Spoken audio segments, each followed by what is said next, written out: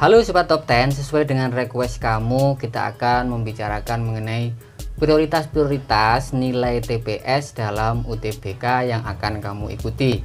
Sebagaimana yang kamu tahu di video-video kita sebelumnya, kita sudah membicarakan bahwa setiap program studi dalam PTN itu mempunyai karakteristiknya masing-masing. Nah, agar kamu nanti dapat menata strategi, ada nilai-nilai per subtes yang tidak boleh paling rendah jika kamu ingin mengambil prodi-prodi tertentu. Nah, ini akan kita bicarakan pada episode yang sekarang.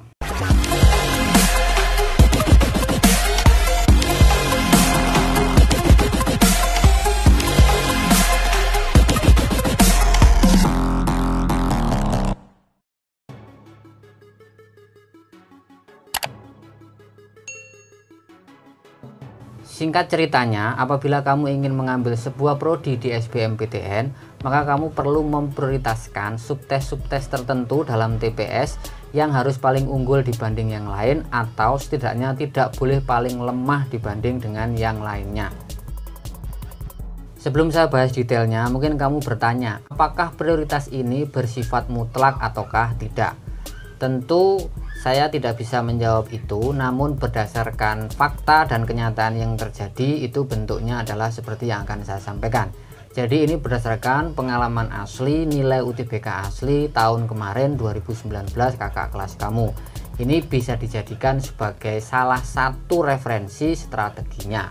Kita mulai saja ya. Jadi kali ini saya akan mencoba untuk mengulas 4 program studi, baik Saintek maupun Soshum, 2 Saintek 2 Soshum. Urutannya adalah Saintek Soshum, Saintek Soshum. Yang pertama dulu adalah nilai ini ya. Jadi yang pertama, kemampuan penalaran umum itu ranking 2 atau mendapatkan nilai tertinggi kedua. Kemudian kemampuan memahami bacaan dan menulis, ini urutan keempat atau yang terakhir. Pengetahuan dan pemahaman umum, ini urutan ketiga, dan urutan pertama yaitu pengetahuan kuantitatif. Dalam hal ini pengetahuan kuantitatif dan kemampuan penalaran umum itu merupakan nilai tertinggi dibanding dengan subtes-subtes dalam TPS yang lainnya. Atas urutan seperti ini, kakak kelasmu yang kemarin lolos di jurusan teknik mesin. Ini bisa jadi bahan pertimbangan ya buat kamu yang ingin mengambil teknik mesin atau jurusan-jurusan lain yang serumpun dengan teknik mesin. Sekarang yang Soshum, kemampuan penalaran umum menduduki urutan ketiga dalam nilainya, maksudnya urutan tertinggi nilainya. Kemampuan memahami bacaan dan menulis ini urutan kedua. Kemudian pengetahuan dan pemahaman umum ini yang pertama, dan kuantitatif ini yang keempat. Berarti urutan 1 dan 2 yaitu kemampuan memahami bacaan dan menulis serta pengetahuan umum, atau pengetahuan umum dulu ya yang pertama, kemudian kemampuan bacaan dan menulis. Atas urutan nilai seperti ini, kakak kelas kamu yang kemarin lolos di jurusan hukum. Ini juga bisa kamu jadikan strategi untuk mengambil jurusan hukum atau jurusan-jurusan yang serumpun dengan hukum. Sekarang kita menuju ke Saintek yang kedua.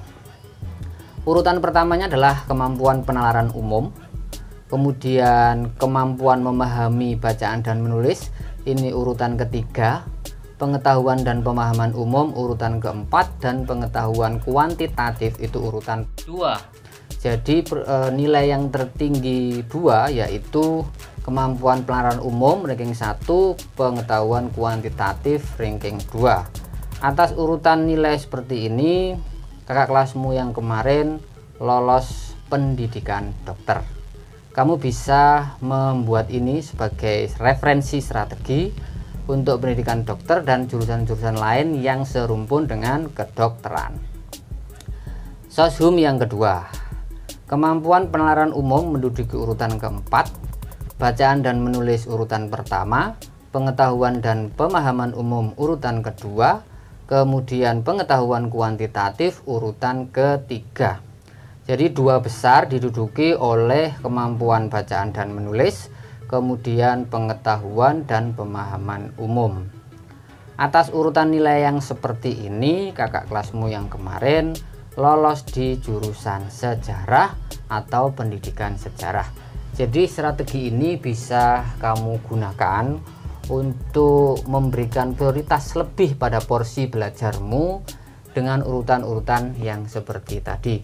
Untuk sejarah, kamu bisa gunakan nilai itu tadi ya sebagai alternatif untuk mengambil jurusan-jurusan yang serumpun juga dengan sejarah. Artinya bila kamu ingin mengambil jurusan-jurusan yang nuansanya sejarah, kamu bisa kasih urutan seperti itu. Walaupun sebenarnya strategi terbaik tetaplah kita berusaha maksimal di semua nilai.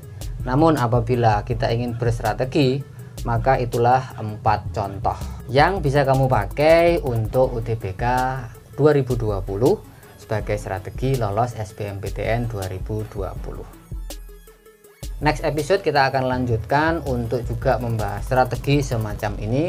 Kamu pantengin terus channel ini. Kita akan ketemu lagi di episode berikutnya. Tetap semangat, tetap belajar, dan create your future.